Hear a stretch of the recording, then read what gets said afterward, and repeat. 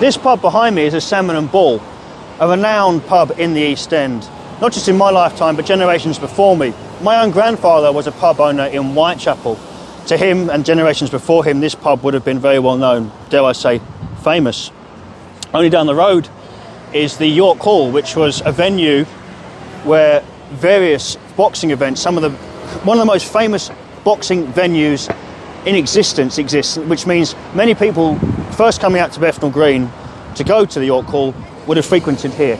People even like the Craze, various villains would have walked through its doors, but it wasn't just for villains, it was for everyone.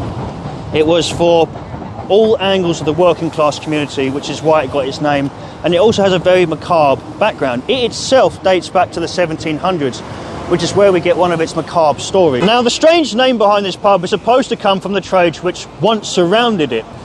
The salmon is supposed to have an association with Billingsgate Fish Market, but Billingsgate Fish Market is quite far for it to be associated with this pub. Maybe it was.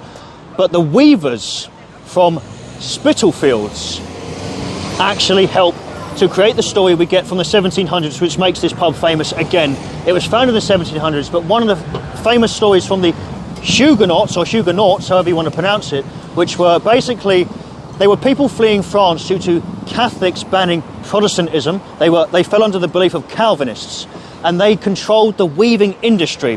When they fought against each other, them and the Irish, or they fought against the government, riots would begin.